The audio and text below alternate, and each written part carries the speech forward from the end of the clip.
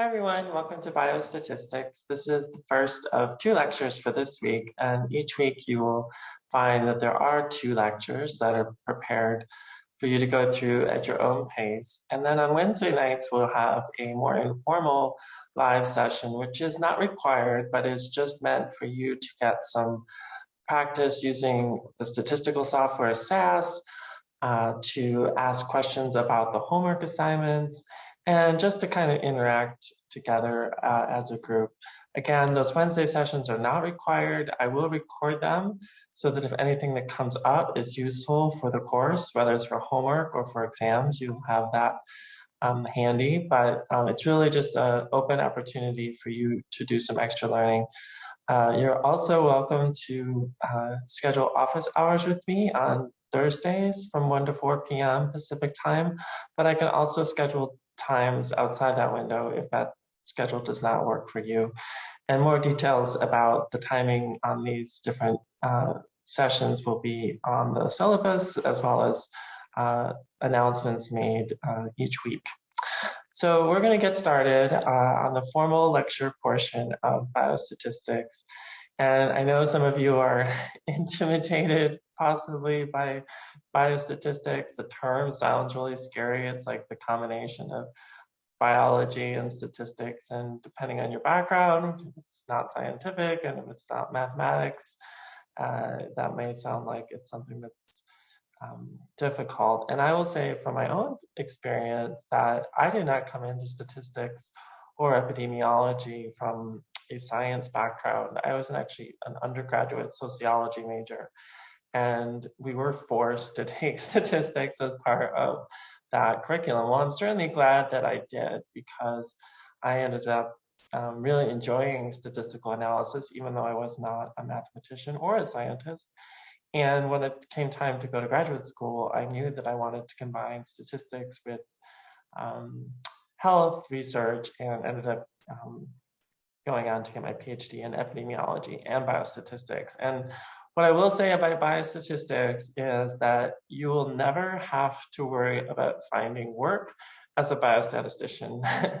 There are so many studies out there that need biostatisticians, particularly people who are well-rounded in terms of ability to communicate, to understand not only how to rock a data set or to do analytic work, but to be able to communicate well. And so I do hope you'll keep that in mind as you're progressing through this course, that biostatistics is a really important tool, not only for making your way through this program or doing a research project as part of this program, but there's a lot of demand for people who have analytical skills, whether it's in traditional biostatistical settings or in other areas of business and any number of places that use analytics, which is a growing number of places. So with that as background, I will get started here. So what is biostatistics? Again, it sounds kind of intimidating, but really it's just the application of statistical principles to medicine, public health, and biology. The language we use in statistics and biostatistics is largely the same. However, the data sources that we use, some of the methodologies that are underlying the collection of data that we use, and our overall methodological focus is oriented towards medicine, public health, and epidemiology.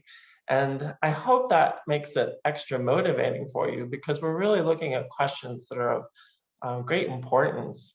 Even something like estimating the proportion of people who are vaccinated right now isn't as easy as it seems.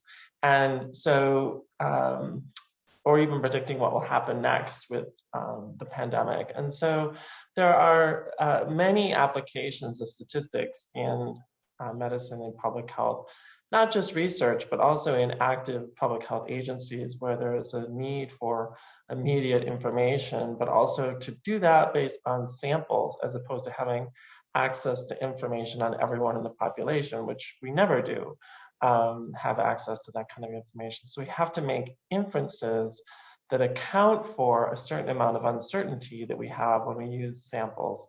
And I think sometimes people become skeptical of statistical information because they realize that it's not based on everyone, but we're pretty good at what we do as far as getting large enough samples to be darn close to what the true population parameter is that we're trying to estimate. And so really there are two main functions within biostatistics. One is to simply collect, summarize, and interpret data from our own studies.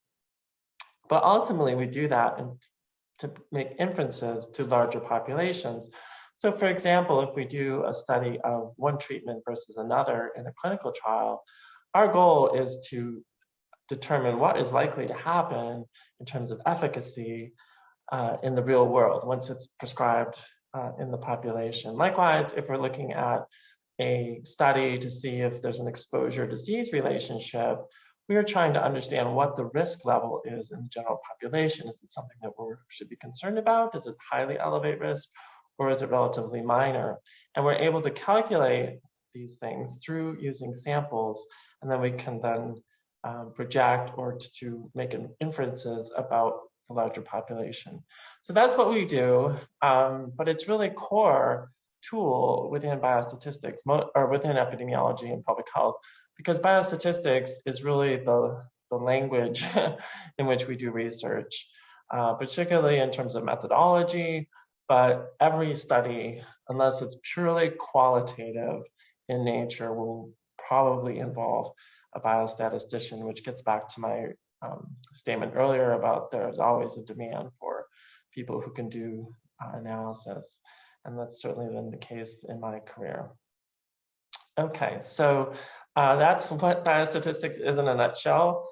But really the most important thing about what I just said is that we are taking samples from the population that we're interested in. So when we do a clinical epidemiology study, that is where we're looking at patients who maybe have a specific disease, and we want to be able to say something either about our own clinical population, or maybe we want to say something about the general population as a whole. We're doing this based on a point in time, usually, or within a set time period. We know we don't have access to information on everyone, nor are we able to follow up on everyone. So we take these smaller samples to be able to say something about the larger population. And so, for example, the way in which we were able to establish the fact that there's a connection between smoking and lung cancer, we did not study everyone. We had cohort studies with fairly large samples that followed people over time, smokers versus non-smokers, and found that not only were they at a higher risk of lung cancer, but a whole range of other diseases, including cardiovascular disease, hypertension, you name it. And so that wasn't a surprise finding. However, that was not the primary endpoint that was being studied in those early studies on smoking as a risk factor. So we've had subsequent studies that have shown that smoking is a causal factor in several diseases.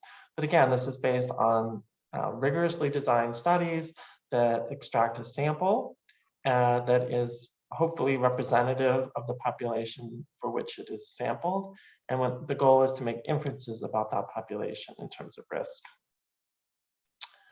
So descriptive statistics are those numbers that we use for describing a sample.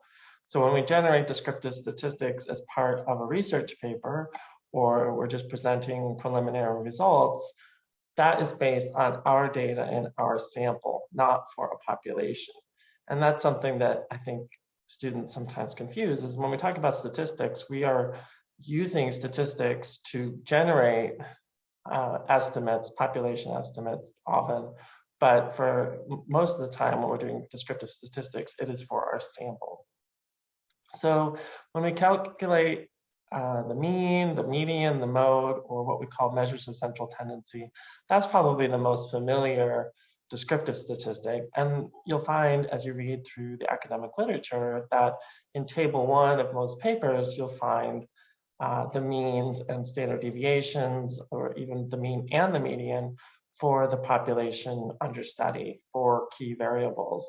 And so what we're going to do during this first week is also kind of the first step in the research process.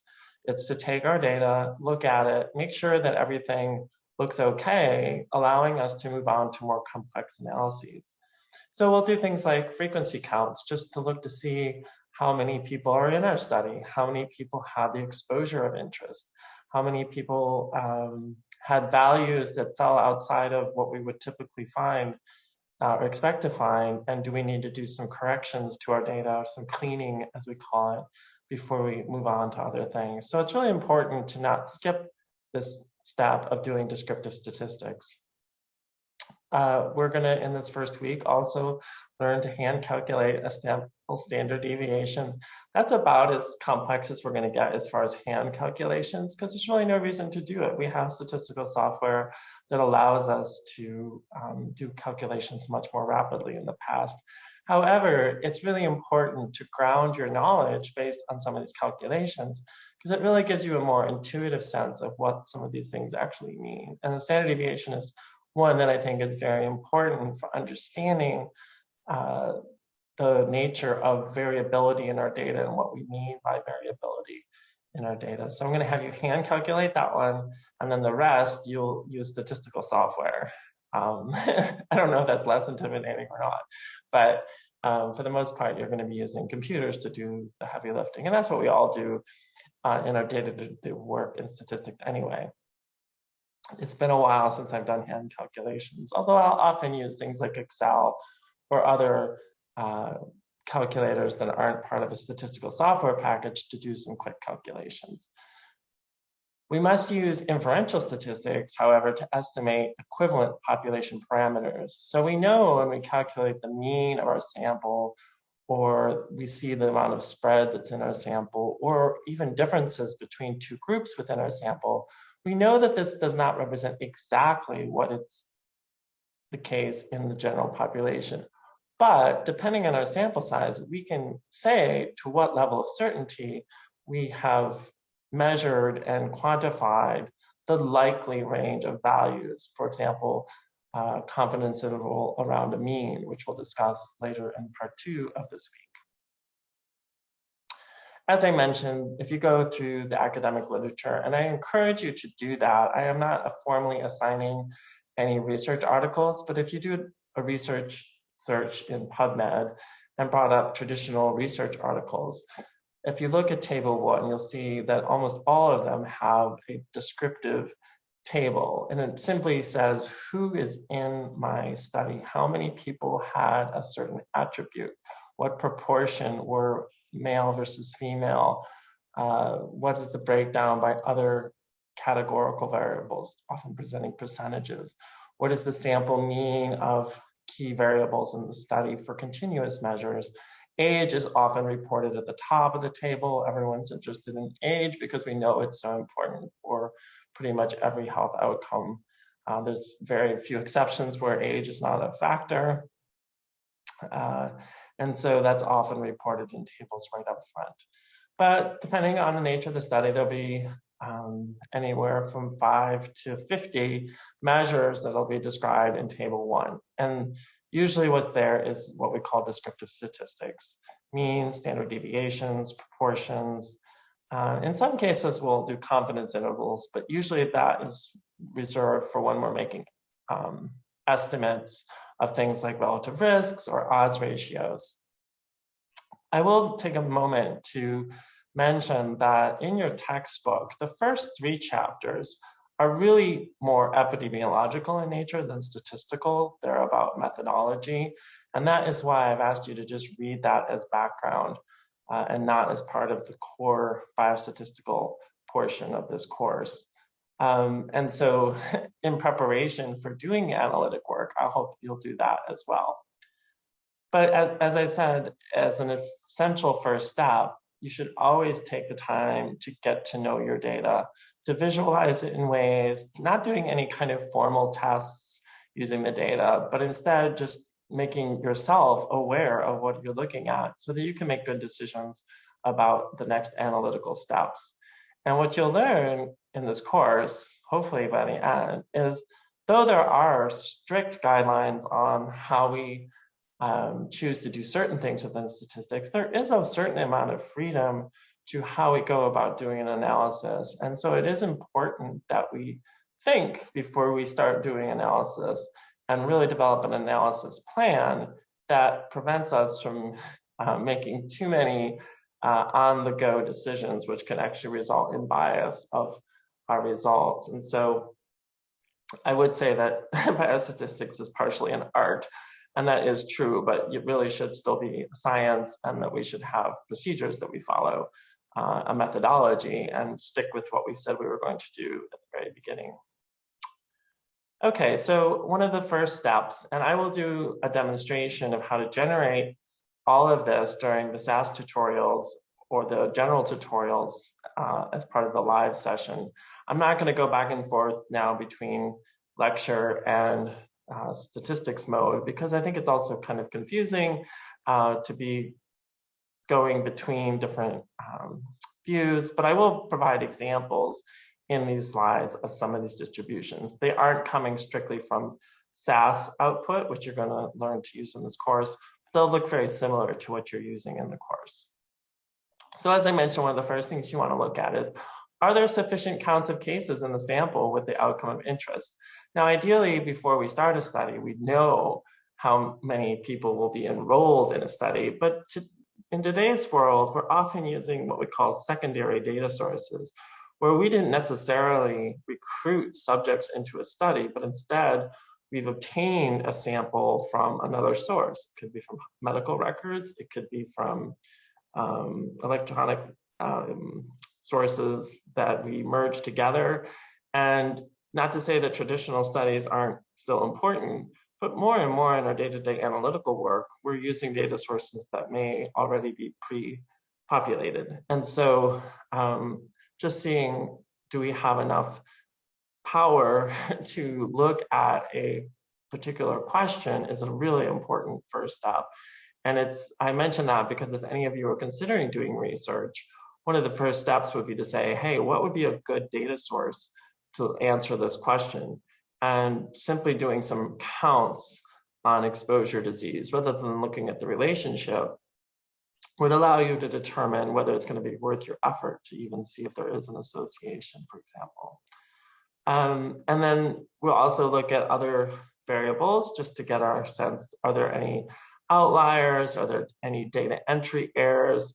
And usually we can use our own intuition as far as what would be reasonable values. But we also may want to reference certain measures against clinical standards and other things as to what truly represents an outlier. So for example, if we have somebody in the population in our data, I should say, that has a value of 140 for age, you could say, oh, wow, this is a miracle. The oldest person in the world is in my sample.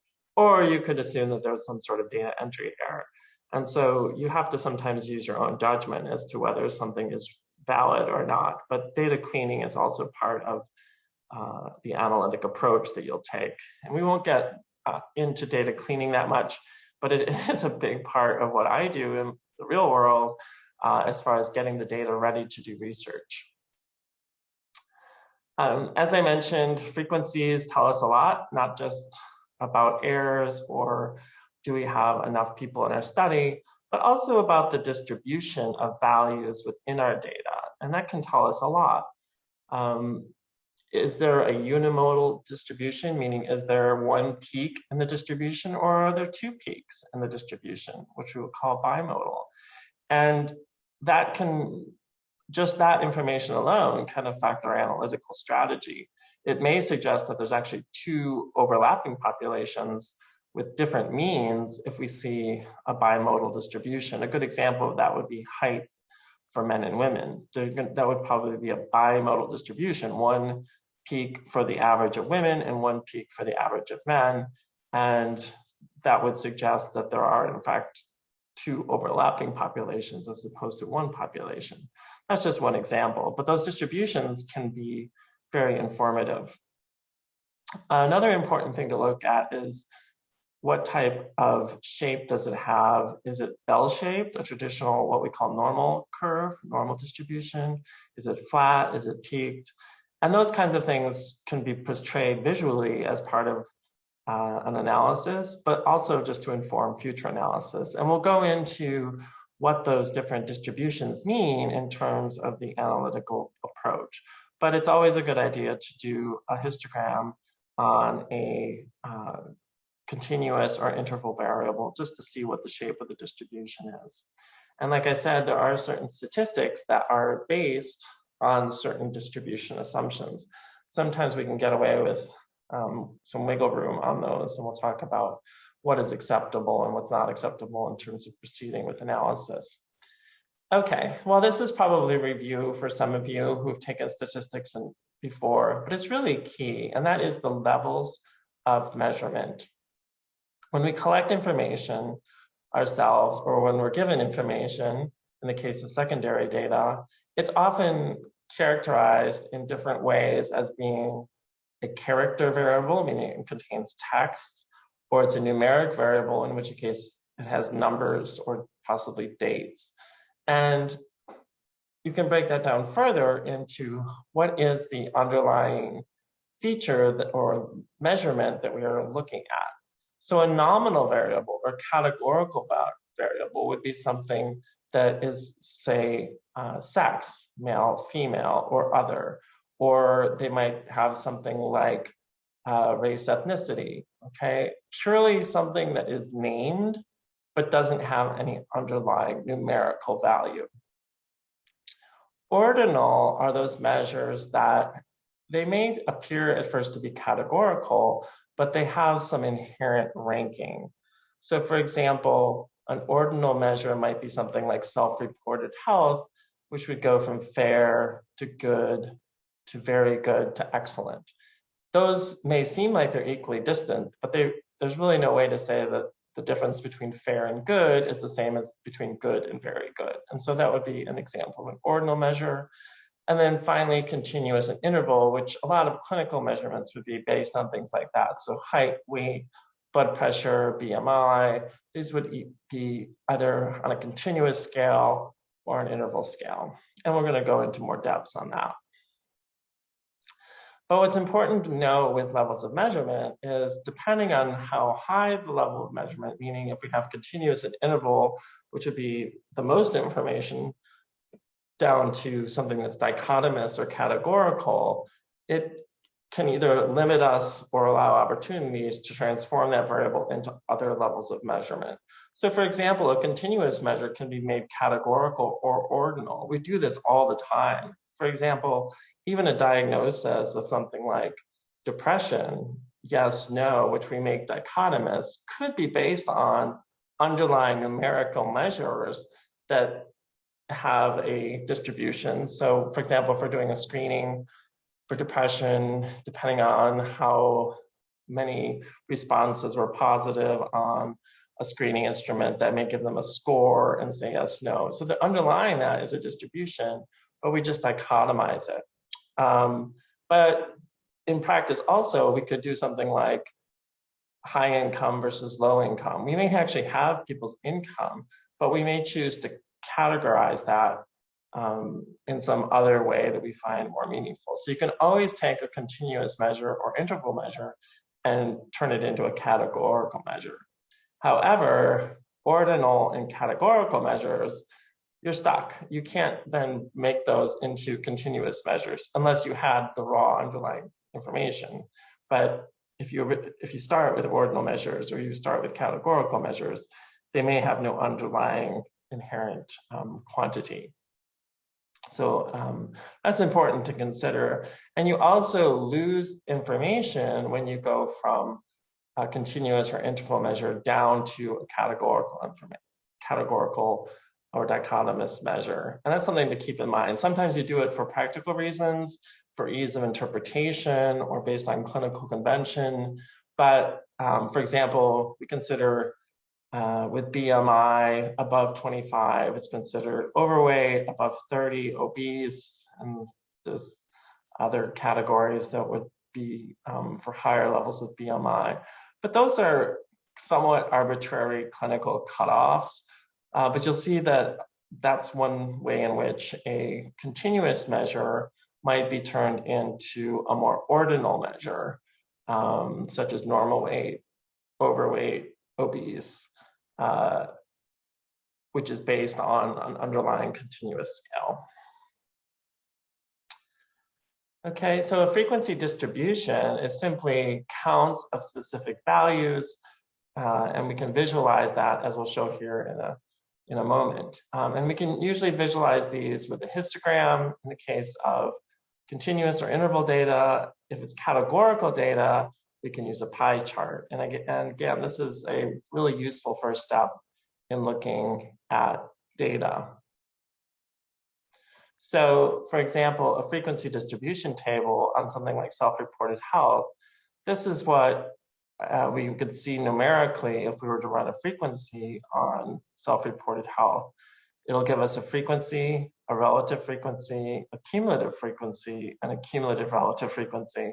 And what that means is the frequency is the raw count of people who had a specific response.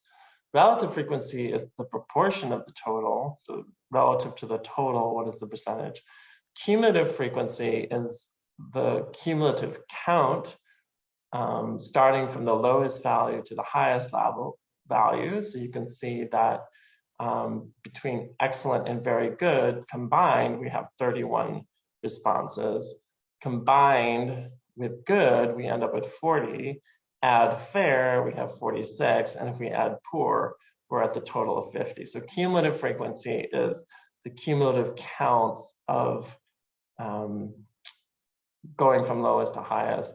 And then the cumulative relative frequency would be that count as a proportion of the total. So when we run frequency distributions in a table, we can ask it for just the frequency, we can ask for the relative frequency, or these other measures. But it's important to keep in mind what these different terms mean. And we can do this for ordinal measures.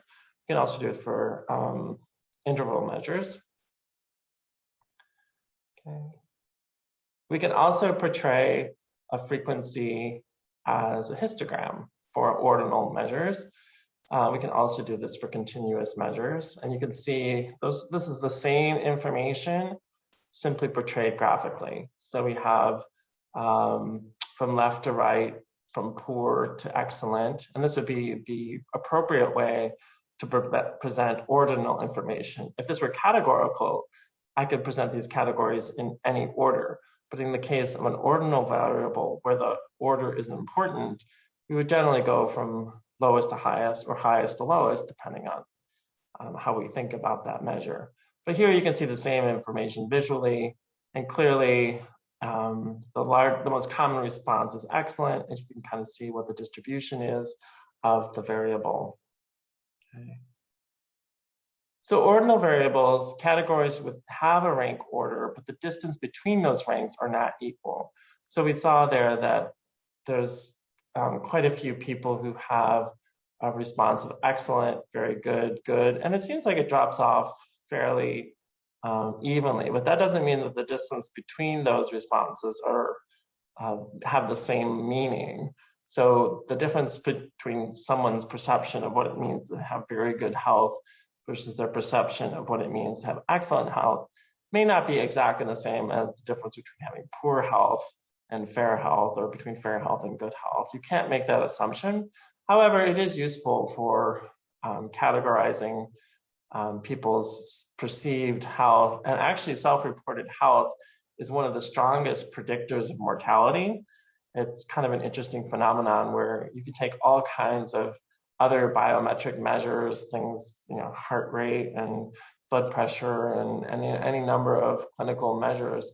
And self-reported health is one of the strongest predictors, which makes some sense because a person may have awareness of things that are harder to measure in terms of how they're feeling. And so it is interesting how powerful self-reported health is. So even though it's ordinal, it is a very useful measure, and you'll see it quite a bit. Nominal or categorical variables, we will always present in a table, a frequency table. We can show them in a tabular format in addition to a chart or graph, such as a relative frequency bar chart or a pie chart. I don't recommend getting too crazy with doing pie charts and frequency bar charts when they're unnecessary. For certain audiences, it may be more appropriate to present visual information or for your own purposes, but generally speaking, a frequency table is sufficient for presenting that kind of information. For continuous or interval variables, such as blood pressure, height, weight, BMI, dosing on drugs, age, daily calorie intake, these are all just examples of things that we measure on a continuous or interval scale. In this case, we're going to want to use a histogram. Now, this does not show every possible value of, in this case, age. When you run a histogram, it will bin values into different categories on its own, depending on what the user specifies.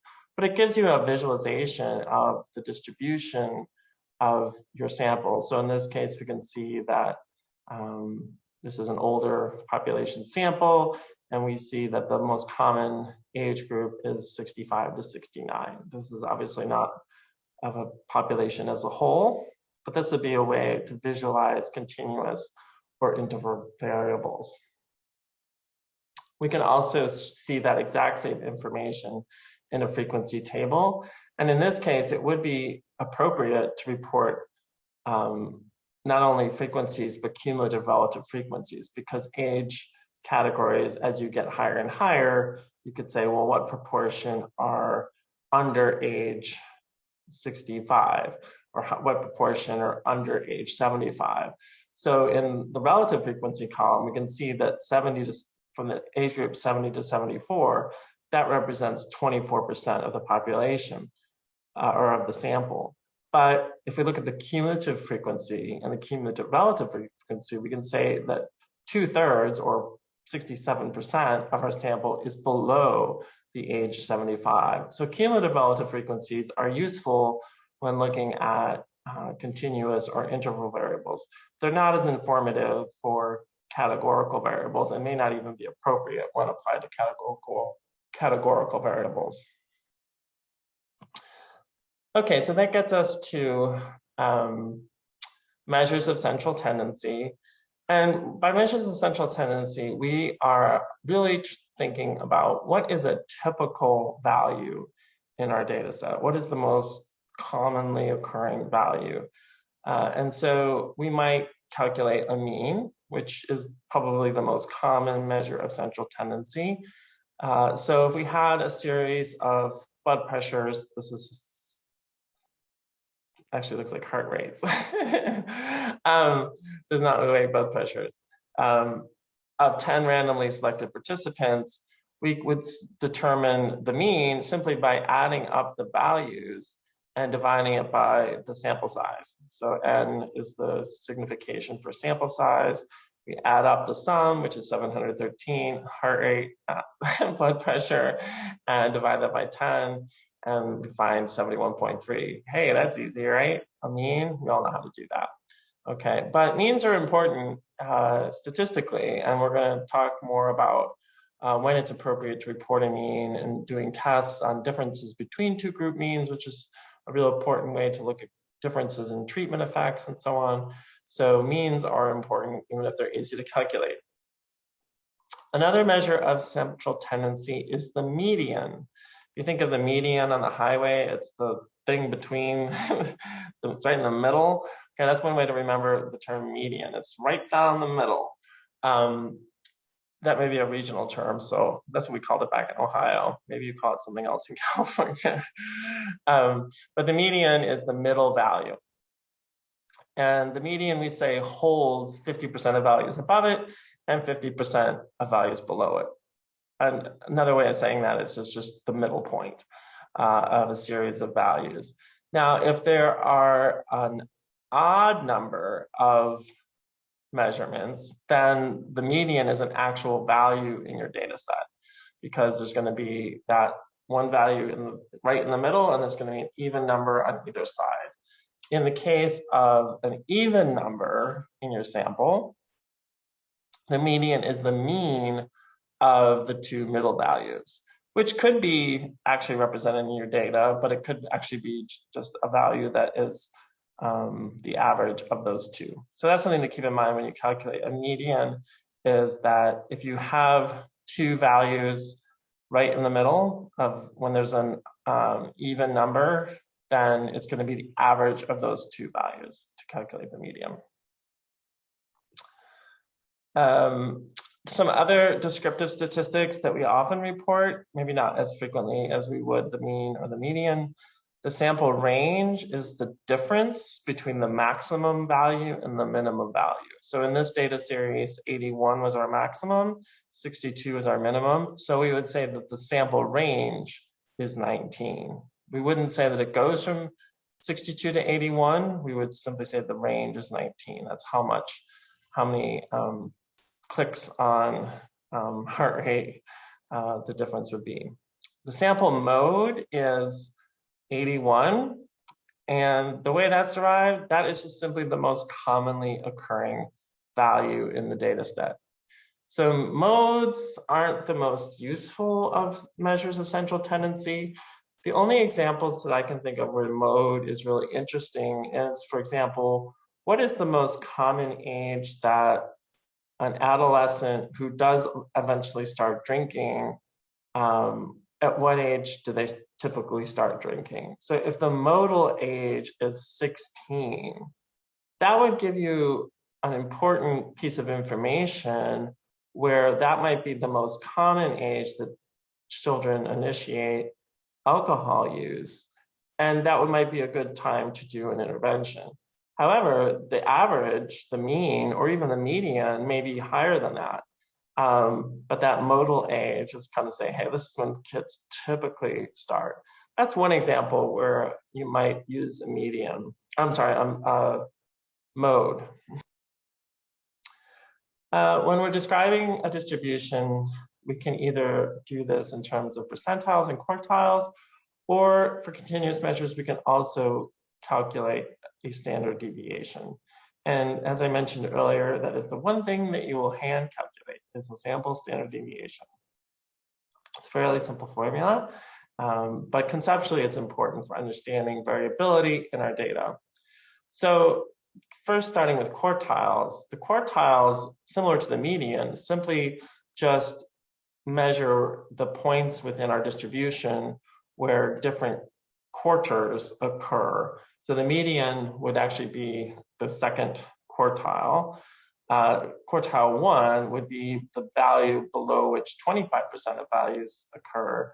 The third quarter, or Q3, is where 25% of values are above it. So when we divide a distribution into 4 parts, we have quartile 1, quartile 2, quartile 3, and you'll have an even number of values spread across those 4 different groups. So quartiles are the most frequent example of a percentile, although we do use other types of percentiles. But in a pinch, we often divide our data into quartiles for lack of other instructions. So the formula for sample mean couldn't be more simple, but it looks kind of scary. We have a sum sign, which is the sum of our observations on some variable x. This looks more like blood pressure. If we add all those up, it adds up to 865. So that epsilon symbol is just sum of x, our observations on x, 865, divided by our sample size of 10 of 1, 2, 3, 4, 5, 6, 7, and then that would give us our sample mean, okay, of 123.6. Pretty easy, right? Okay. This gets us to describing how much variability there is around that mean. And the calculation of the variance and the standard deviation are similar in that what we're interested in is the difference between observations and the means. How much variability is there in that sample around its mean? The variance isn't that useful in terms of describing a sample because it is a large positive value that doesn't have any real inherent meaning. However, conceptually, variance is important later when we start talking about how much of the total variance are we able to explain with other variables. But that's a concept that's down the road. Really what we're most interested in here is getting our standard deviation. So the way to do that is to first look at what is the deviation or the difference from the mean. So I've just lined up the original values, 100 down to 160 in rank order, and calculated the difference between that observation and the sample mean. So 123.6 subtracted from 100, we get negative 23.6. So that first observation, it was 23.6 points lower than the mean. For 110, that was 13.6 lower, etc. And then as we get higher in the observations, you can see that those ones are actually above the mean. And the sum of those is going to end up being 0, which makes sense because we took the middle value. So the sum of the two things is 0. However, variance is these values squared. And the reason we take this, or we square them, is that gets them all going in the same direction. We could take just the absolute value of those, which might actually make more sense, but instead we're going to square those. And so we take negative 23.6 times negative 23.6, we get a positive value of 556.96. Notice that negative times a negative is a positive times a positive is a positive. So what we end up with is this very large value, even this is based on 7 observations, of total variance of 2,247. It's a really big number, and it doesn't have any real intuitive meaning. However, the variance would then be, this value here would be averaged, basically by dividing by the sample size. There's a small little correction factor that happens with this, the variance, where we subtract 1 in the denominator, and I'm not going to go into great details, but it's basically a correction to not make the standard deviation too small. But so the variance equation then is the sum of the square differences divided by n minus 1. Okay, so that will be our value for the variance. But what is more interesting is the standard deviation, where we then take that value and take the square root of it. Because what that means is truly the average difference from the mean. Okay, this would be the average absolute difference from the square difference from the mean. This is the average difference from the mean, which is much more useful. So that's why we report the standard deviation, even if the variance conceptually is important. When we get to doing regression models, we talk about what proportion of the total variance have we explained. We don't say the proportion of the standard deviation have we explained, but that's more of a mathematical concept, and we don't often report the variance. Okay, as a value, the variance would be 374.6, which I think it would be hard to understand what that means in terms of blood pressure units, because again, it's a squared value. The standard deviation is much more intuitive at 19.4, which is 19.4 blood pressure units above. So that means that the blood pressure is about 19 points plus or minus from the average of 123.6. Okay, we can also visualize a continuous measure by doing what's called a box and whiskers plot, or in some statistical packages, it's just called a box plot. The whiskers refer to these little whiskers here, and you can actually orient a box and whisker plot either vertically or horizontally. It doesn't make any difference, but it's important to see that we have our highest value here and our lowest value here. The median is here, and the quartiles, the 2 innermost quartiles, so quartile 2 to quartile 3, are represented by a shaded box here. So this would be how we would represent the spread of data using a box plot. And we call this range here the interquartile range, which just kind of says where are most values falling. Okay, and then the whiskers go out to the maximum value and the minimum value.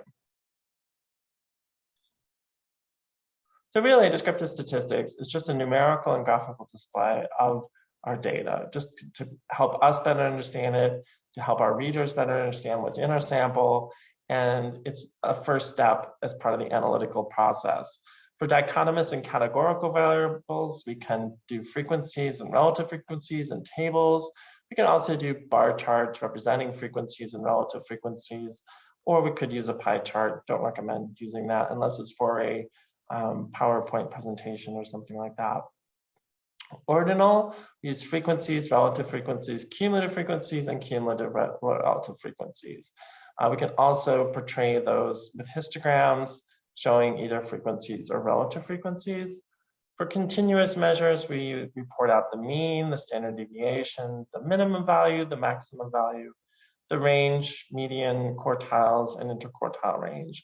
We don't always report all of these values. It kind of depends on the audience and what the journal requirements are. But these are things that we'll want to determine and usually are part of the standard package of descriptive statistics when you run a descriptive statistics procedure in your data. A box plot or histogram is an optional way of visualizing frequencies, and this is often done in conjunction with core measurements that are made within your study to allow you and to allow readers to see what the distributions of values are. So descriptive statistics are, again, describing a sample, not a population. There's what is in your data. They're useful for understanding your data. The measures of central tendency and variability are presented often for continuous and interval measures. And we can use graphical and tabular presentations. And only some graphs are appropriate based on the level of measurement. For example, we wouldn't do a pie chart of a continuous variable. It wouldn't make sense. There'd be too many slices of the pie. However, it is appropriate for something with a smaller number of categories, although I'm sure you've seen pie charts where there's too many pie slices to possibly read them. I don't recommend that. But if there's 4 or 5 categories, then it might make sense to use something like a pie chart. So we're going to get some hands-on practice using this in SAS. I encourage you, as you're going through the SAS tutorial or just working your way through using SAS on demand, to see if you can find ways to run these kinds of frequencies on data. And I will do some demonstrations during our first live session on Wednesday. Note, there aren't any assignments yet that require you to use SAS. I'm going to give you a whole week to get yourself up and running with SAS, but it wouldn't hurt to get started in making sure that you have access to SAS on demand. And in your instructions, I've provided you additional resources on getting hooked up with SAS. So that's part 1. There's a second lecture for this week after you've had an opportunity to maybe review the homework and to review the key terms. Then it's time to make the leap into inferential statistics, which is next. Looking forward to working with all of you, and I'll see you on Wednesday. Bye.